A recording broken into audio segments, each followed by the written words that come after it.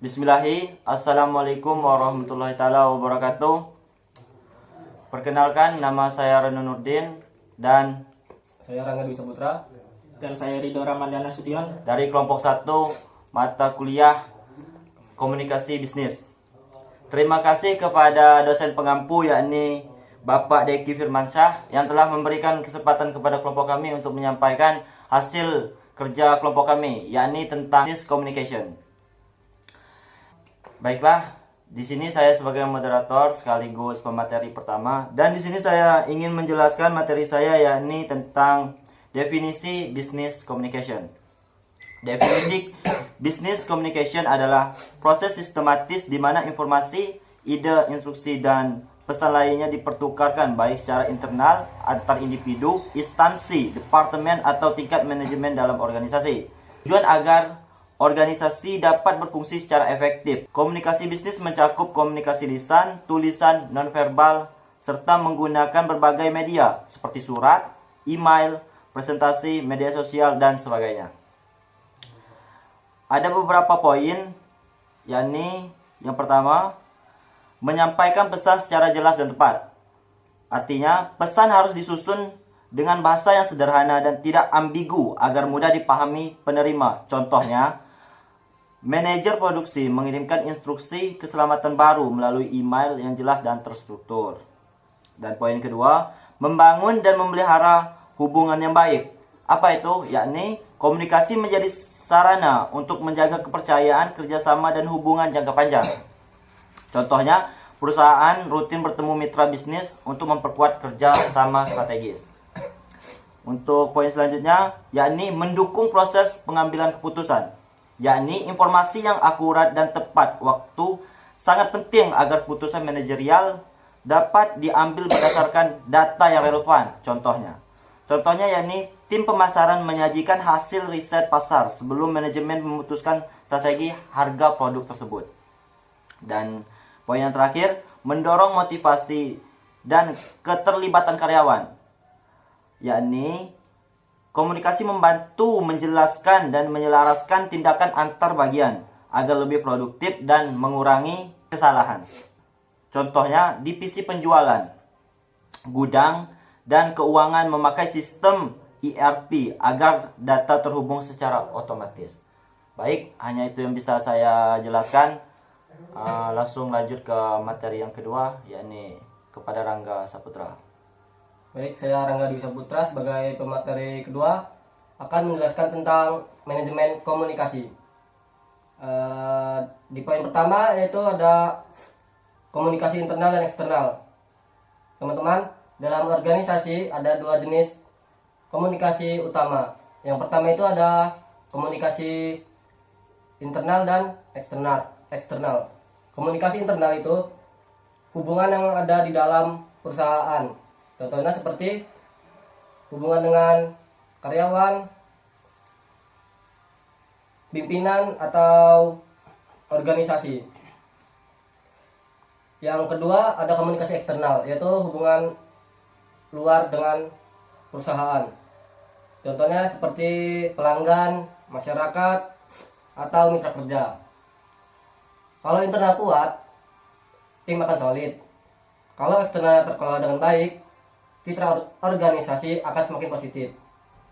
Ya, poin kedua, perencanaan pesan dan strategi komunikasi. Komunikasi dalam perusahaan tidak boleh asal-asalan, harus ada perencanaan. Mulai dari menentukan tujuan, siapa audiensnya, sampai memilih media yang tepat. Misalnya, kalau ingin menyampaikan kebijakan ke karyawan, bisa lewat rapat atau email. Tapi kalau ingin membangun citra di masyarakat, bisa lewat media sosial atau konferensi pers. Dengan strategi yang tepat, pesan jadi lebih efektif, dapat diterima atau diserap oleh masyarakat. Poin ketiga yaitu ada konsistensi, kredibilitas, dan reputasi. Kesuksesan komunikasi ditentukan oleh konsistensinya. Artinya, pesan yang kita sampaikan harus sejalan dengan visi dan nilai organisasi. Lalu, ada kredibilitas. Orang akan percaya kalau informasi yang kita sampaikan benar dan akurat. Dari sinilah terbentuk reputasi. Organisasi dengan reputasi baik akan lebih mudah dipercaya oleh masyarakat dan mitra. Poin keempat ada kepercayaan melalui kejujuran dan transparansi. Komunikasi itu intinya membangun kepercayaan. Caranya dengan apa? Caranya itu dengan jujur dan transparan. Kalau ada masalah sampaikan dengan jujur. Kalau ada masalah sampaikan apa adanya. Jangan ditutup-tutupi. Kalau ada kebijakan baru jelaskan alasannya. Dengan begitu orang merasa dihargai dan kepercayaan pun tumbuh. Dan kepercayaan inilah yang akan menjadi modal utama kesuksesan. Dan poin terakhir yaitu ada hubungan manajemen komunikasi dan kesuksesan. Jadi bisa kita simpulkan manajemen komunikasi adalah kunci kesuksesan. Kenapa? Karena komunikasi yang baik bikin visi jelas, konflik bisa dihindari, hubungan internal dan eksternal jadi harmonis, dan reputasi organisasi pun meningkat. Pada akhirnya, baik individu maupun organisasi akan lebih mudah meraih keberhasilan. Sekian materi dari saya kembalikan ke moderator. Baik, terima kasih kepada Saudara Rangga Dwi Saputra. Untuk materi selanjutnya akan disampaikan oleh Saudara Ridho Ramanda. Kepadanya saya persilakan. Baik, di sini saya sebagai pemateri ketiga yang akan membawakan judul Prinsip Kesuksesan dalam Komunikasi. Di sini prinsip kesuksesan dalam komunikasi terdapat 4 pilar, yaitu yang pertama clarity, yaitu pesan sederhana dan mudah dipahami. Yaitu kejelasan adalah kemampuan untuk menyampaikan pesan secara sederhana, langsung dan tidak membingungkan orang lain. Pesan yang jelas membantu audiens memahami maksud komunikasi dengan cepat dan mengurangi resiko salah tafsir kepada orang tersebut. Contohnya dalam presentasi gunakan poin-poin inti dan hindari istilah teknis berlebihan jika audiens tidak familiar. Yang kedua yaitu active listening dan feedback. Di sini kita mendengarkan aktif berarti memberi perhatian penuh dan memahami isi pesan serta memberikan respon yang tepat, baik secara verbal maupun non-verbal. Feedback dapat berupa anggukan, merangkum pesan lawan bicara, atau mengajukan pertanyaan klarifikasi. Yang ketiga yaitu di sini empati, memahami perspektif audiens. Empati adalah kemampuan menempatkan diri pada posisi audiens untuk memahami emosi, kebutuhan, dan sudut pandang mereka.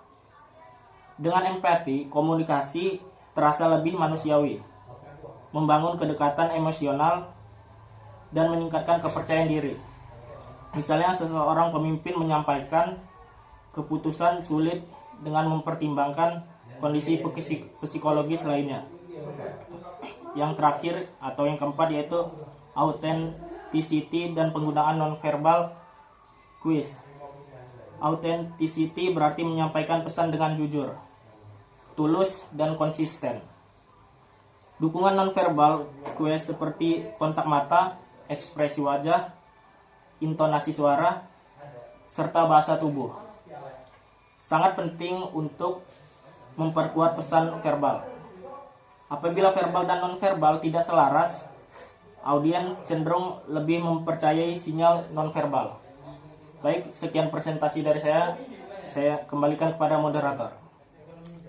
Baik, terima kasih kepada Saudara Ridho Ramanda. Mungkin hanya itu yang bisa kelompok kami sampaikan. Lebih kurangnya kami mohon maaf, kepada Allah lah kami mohon ampun. Saya akhiri, wabillahil muwaffiq ila aqwamit thoriq. Assalamualaikum warahmatullahi taala wabarakatuh.